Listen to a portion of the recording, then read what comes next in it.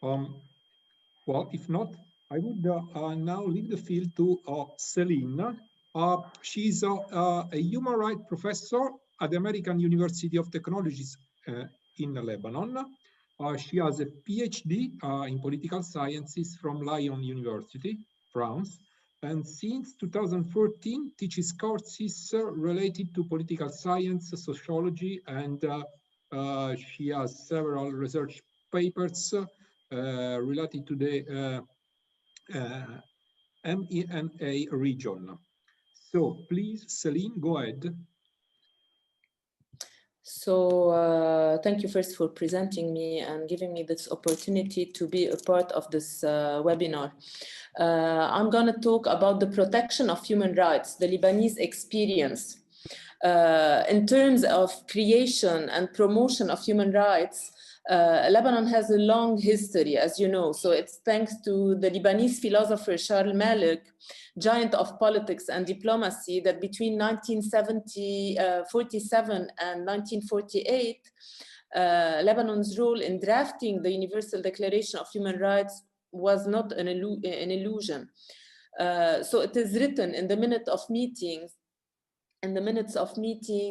of the laborious UN negotiations, the importance of his contribution in the drafting of the UDHR. And it was examined from a philosophical angle, but also and above all from a human perspective. And this is what I will try to focus on, this human perspective that was used in the drafting of the UDHR. And of course, talk about the Lebanese experience and the protection of those rights today. As in terms of protection of human rights, and despite the signature of almost all binding conventions, covenants, and treaties, it is important also to state that the Lebanese state still did not finish its transition to the rule of law, even though compared to its Arab neighbors, Lebanon has realized long time ago its democratic transition. Okay, and to commas, of course, and the latter can be understood in its temporal acceptance rather than in its indecisive content. So the ultimate goal of any democratic transition is the foundation of the rule of law, a democratic state that protects fundamental rights. So our present contribution in this webinar concerns Lebanon, this country which cannot be detached from its environment first, and the events taking place externally, of course, in the Middle East, Eastern region, and impacting the Lebanese politics and human rights as well. But more precisely internally, in which we can confirm that the promotion of human rights by the civil society's actor is almost recognized as fake, especially within a corrupt political system, not willing to protect its citizens and bringing them to shift from a democratic system to a defective one, not to stay close to authoritarianism as well. So let us have a little idea about human rights, the Lebanese constitutional situation in human rights. In Lebanon, the situation is different from the other countries in the Middle Eastern region. The list of fundamental rights has remained restricted and reduced in its constitution. The constitutional reform of 1990, the Ta'if Agreement, did not result in an enumeration of a developed range of constitutional rights which remained the same as those existing before the reform. So nothing changed after 1990. The rights drawn up do not exceed those cited in the preamble and in Chapter 2 entitled The Lebanese, Their Rights and Their Duties, which devotes just 8 articles among the 10 constitutional rights. So they are limited to the principle of equality, freedom and safety, freedom of opinion and conscience, education, expression and press, the protection of private life, devoted only to the residential aspect, the home, the inviolability of home, and to the right of property. So this is the reality in the constitutional part. And there is a little controversy or paradox. So the idea here, there is a kind of thesis that we can use, or a problematic. Does the Lebanese constitution determine the legal value of international standards, or is it only concerned with procedures concerning the ratification of international treaties? Are we, in reality, adopting those rights and putting them into practice, and then protecting them, or is it just few sentences that were drawn in the constitution? So the adoption by the preamble of these international human rights standards constitutes, of course, a positive step, which reflects the will of the state to confirm its respect for these rights, which have become, through this recognition, fundamental rights recognized and protected by the supreme standard.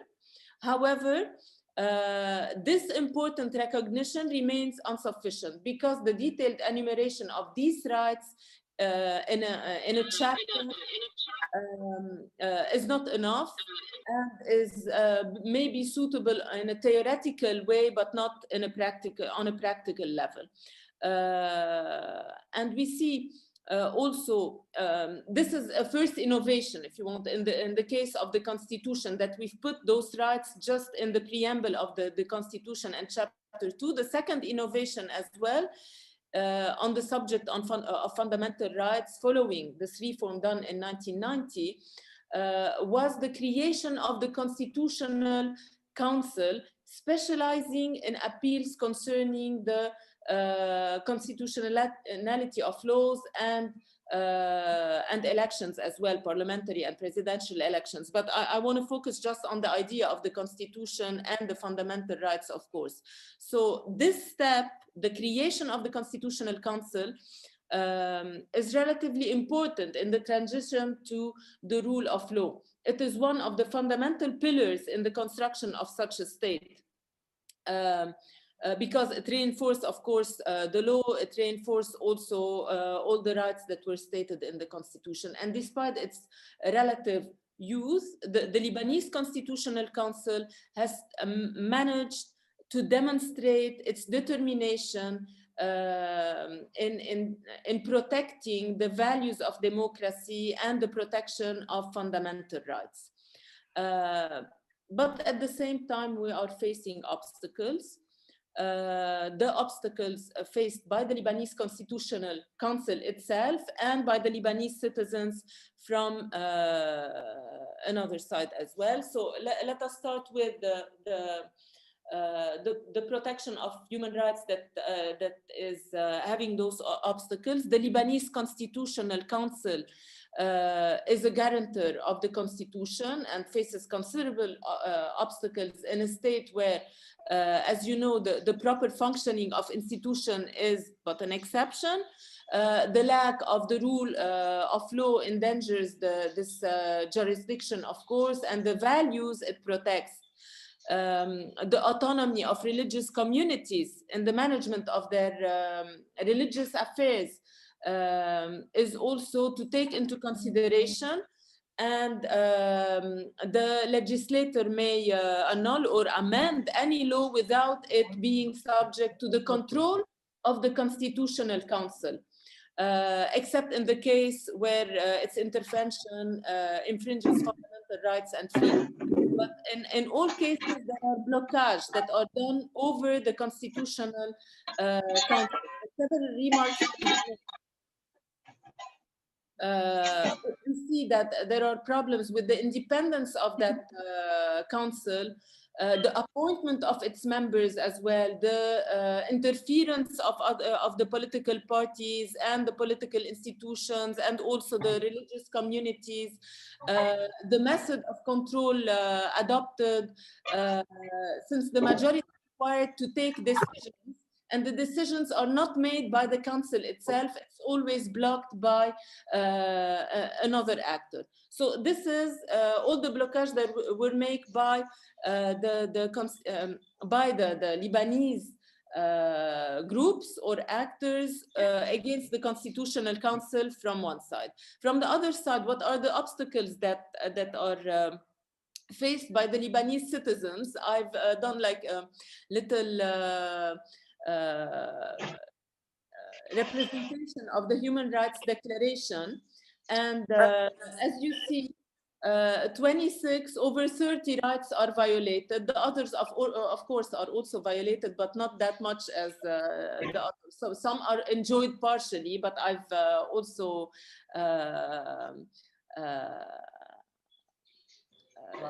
I've put also a tick on them. So yeah, even went so far as to argue that what are commonly called human rights fall within the realm of natural law, in the sense that the individual benefits from them by the mere fact of his existence. The case in Lebanon is too far from this statement. It is indeed to Charles Malik that humanity owes the consecration of human rights and rights of the individual and the human values within the international legal framework. So he challenged the word in the name of the rights of the individual and not just human rights.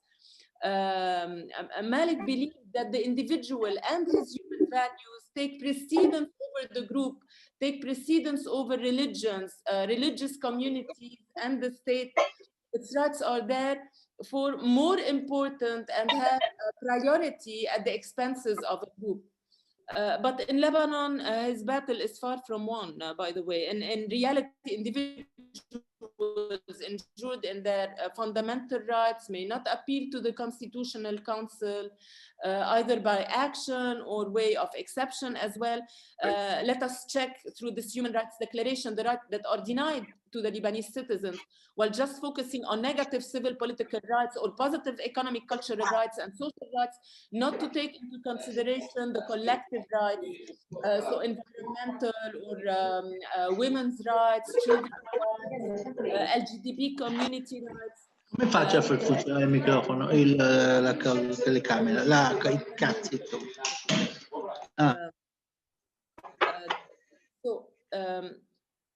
Despite the ratification of conventions and protocols and all the stuff that is that is happening in Lebanon towards human rights protection, we are very far from putting it into practice. But above all, we have also difficulties in protecting the human rights that we already entitled. So this is the slide concerning the rights that are violated. You can see here that equality, freedom of expression, and we've seen that this year in 2020 we have even the nationality, the right to nationality is not enjoyed by all Lebanese women. Maybe okay, now it's a little bit a kind of exception because of the situation, the COVID situation. We can participate a lot in the cultural life. So I've mentioned it as enjoyed by the Lebanese, or property or freedom of belief, because we have this possibility to enjoy this right, or the freedom of asylum, since lots of Lebanese also are leaving the country because of the economic situation. So the idea is how to protect human rights in reality in Lebanon. And in response to nationwide protests and strikes that broke out shortly after the government announced new tax measures in October 2019, the security forces used excessive force to disperse protesters and failed to protect people's rights to protest peacefully. We see also not long ago, like 1 month ago, and maybe less, the LGBT community right that were not recognized. the ratification of the document wasn't done by the Lebanese government as well. It was denied. It is a denied right. Security forces interrogated peaceful activists, journalists, and others for social media posts criticizing political and religious authorities. Women migrant workers also continue to suffer discriminatory practices under the kafala system or the sponsorship system. So we see that during this period in 2019, 2020, we have lots of difficulties to protect human rights. So we have to continue. The rights protection methods could be education about human rights that must become a part of the general public education. Dialogue between different Lebanese community representatives or even political parties. A truth commission are sometimes established also after a political transition, which was not still the case in Lebanon, but I think that we'll have to use also that kind of measure for those who perpetrate human rights violation. Of course, humanitarian aid or development assistance after the explosion in Beirut. So, and the civil society awareness, which is trying to continue to have a role to take and to try to protect its own right by its own hands. Okay, so as a conclusion, and as Charles Malik wrote in his book entitled The Challenges of Human Rights, we can still confirm that human rights are non-permanent, of course, in Lebanon, and we still have a lot to protect them from the arbitrary of the state, from the intervention of non-state violent actors, and from the interference also of religious confessions in Lebanon that put priority to their specific laws or special laws before the constitution, the Lebanese constitution, and before, of course, the Universal Declaration of Human Rights. Charles Malik believed that protecting and promoting human rights ought to be the organization's primary purpose. And he built this, the UDHR, and I think that it's the best thing to do is to let the Lebanese citizen protect its own rights through the 4 basic principles that can guide human rights work and protection, in which we see that the individual should come before any state or any ethnic and cultural group. The second thing is that the individual possess mind and consciousness as well. The coercion of the state is wrong, of course, and the individual conscience is the best judge of right or wrong and wrong. So this is how I conclude my presentation. If you have any question, I'm here to answer you. It's my pleasure to answer you. Thank you.